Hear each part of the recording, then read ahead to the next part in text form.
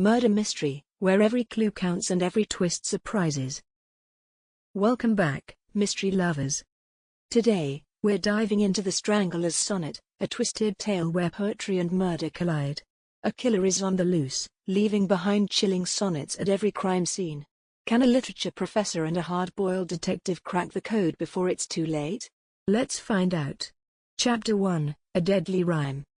The first victim was found in a dark alley in the heart of the city. Her body was strangled, but what caught the attention of the police wasn't the method, it was the small piece of paper clutched in her hand. Written in elegant handwriting was a sonnet. It wasn't just any poem, it was a cryptic message. The moon shall guide the darkest hour. In shadows deep, a deadly flower. By midnight spell, the deed is done. And in your wake, you leave no son.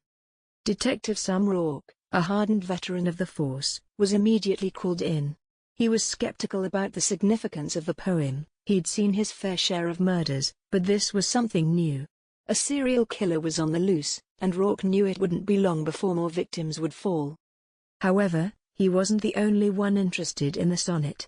Professor Emily Wells, a literature professor at the local university, was drawn to the poem. She had been teaching about the classic works of Shakespeare, but this sonnet was different, its rhythm, the symbolism, and the dark tone. It felt like an echo from an ancient, twisted world. Emily and Sam's paths crossed when the police department, desperate for any leads, called on her expertise. She was hesitant at first, but the more she read, the more she realized the poem was a trail, a set of clues hidden within the verses. They would have to decode the meaning, piece by piece, if they were to stop the killer. Chapter 2, the second verse. Weeks went by, and the murders continued. Each victim was strangled, each scene accompanied by another sonnet. The poems grew more complex, and Emily and Sam began to recognize a pattern. The verses weren't just random, they were clues. The second poem read: The rain will fall, but blood will rise. The truth lies deep behind the eyes. In darkness, find what's left behind. A man awaits in his own mind.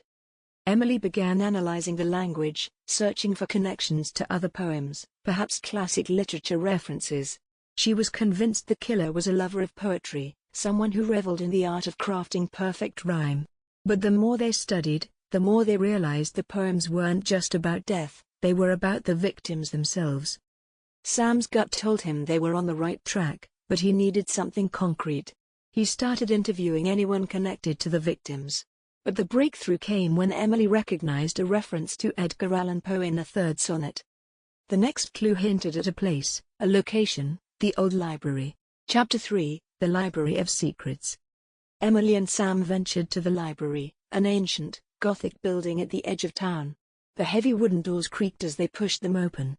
Inside, rows of dusty books filled the shelves. The atmosphere was thick with secrets, and every step they took seemed to echo in the silence. It wasn't long before Emily found it, a collection of old Poe works, many of which were rare editions. And then, in one of the books, hidden behind a false shelf, they found it, another sonnet. The raven's shadow marks the night.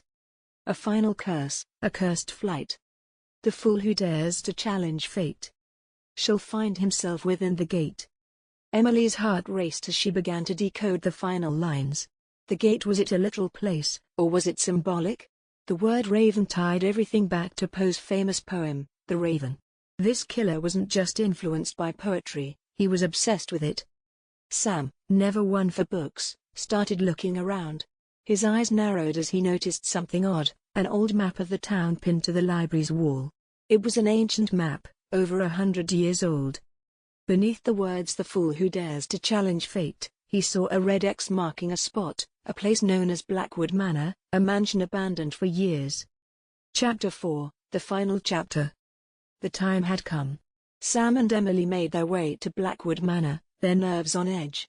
They had no idea what awaited them, but they knew the killer's next move was imminent.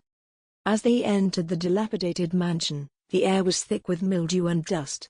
The creaking floorboards underfoot were the only sound, and the entire house felt like it was holding its breath. In the center of the room, there stood a man, dressed in black, with a long, dark coat. In his hand, he held a final sonnet, his last clue. With every breath, I bring the end. The choice is yours to break or bend. Now comes the time for you to see the final victim. Could it be me? It was then that Sam and Emily understood, the killer wasn't a stranger. He was Professor Thomas Blackwood, a former literature professor turned madman. Blackwood had become obsessed with the idea of becoming the true embodiment of his favorite poems, believing that death and poetry were intertwined in the most intimate way possible. But the riddle had been solved. The killer's obsession with fate, literature, and death had led him straight into the hands of justice.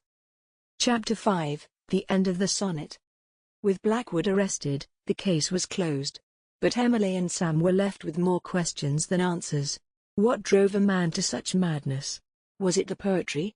Or was it something far darker, buried deep within him all along?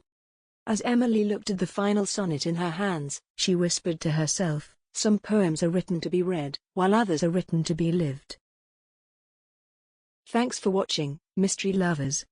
What do you think? Was Blackwood the true mastermind behind all the murders, or was there more to this twisted tale than meets the eye? Let me know in the comments below. Don't forget to like, subscribe, and hit the bell for more thrilling mysteries. See you next time.